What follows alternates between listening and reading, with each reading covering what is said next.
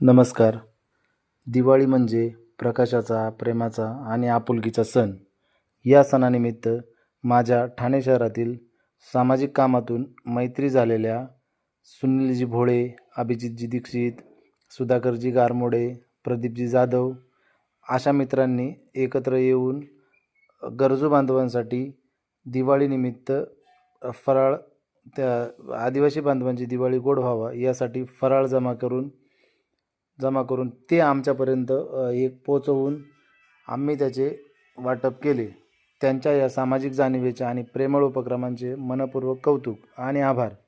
आपल्या छोट्याशा मदतीतून अनेकांच्या चेहऱ्यावर हास्य फुलवण्याचे मोठे काम सर्व मित्रपरिवारांनी केले.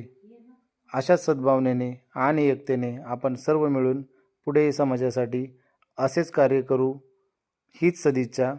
सर्वांना दीपावलीच्या हार्दिक शुभेच्छा. त्या माध्यमातून त्यांनी मुंबईला आमचे जे सहकारी आहेत सर्व सकाळी आता मगाशी नाव येतं त्यांना कॉल केला की आम्हाला असं काम करायचं आणि तुम्ही आम्हाला काय सहकार्य करू शकता, तर ते साहित्य देतो. तर आम्ही तो संदीप पहिल्या वेळेस आला ना ती तुमची यादीच घ्यायला आला होता. त्याचा काही वेगळा उद्देश नव्हता, तरी तुम्हाला कदाचित त्यावेळेस विश्वास नसेल बसला की संदीप देईन. पण त्या विचाराने प्रयत्न केले. स्वतः मुंबईला पदरमोड करून गेलाय, पदरमोड करून आला. पण सहकार्य खूप, मुंबईचे जे सहकारी आहेत खूप छान सहकार्य केलं आणि त्यांनी जे साहित्य पाठवलं आता तुम्हाला दिलंय. आमचं जिथं नाव शुभेच्छा आहेतच आणि तुम्हालाही दीपावलीच्या शुभेच्छा.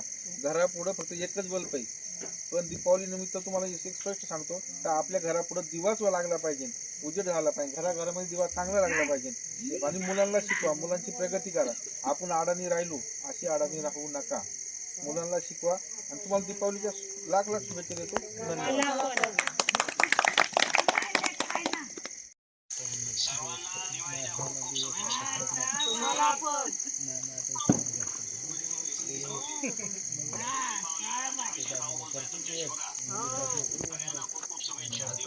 तुम्हाला पण खूप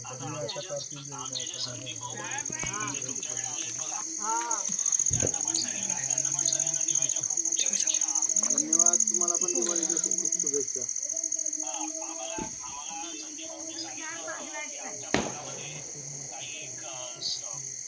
अतिशय गरीब दुर्गम भाग आहे, काही ठिकाणी काही लोक आहेत, त्यांची काही सेवा करता येतं बघा. तर मग आम्ही या वर्षापासून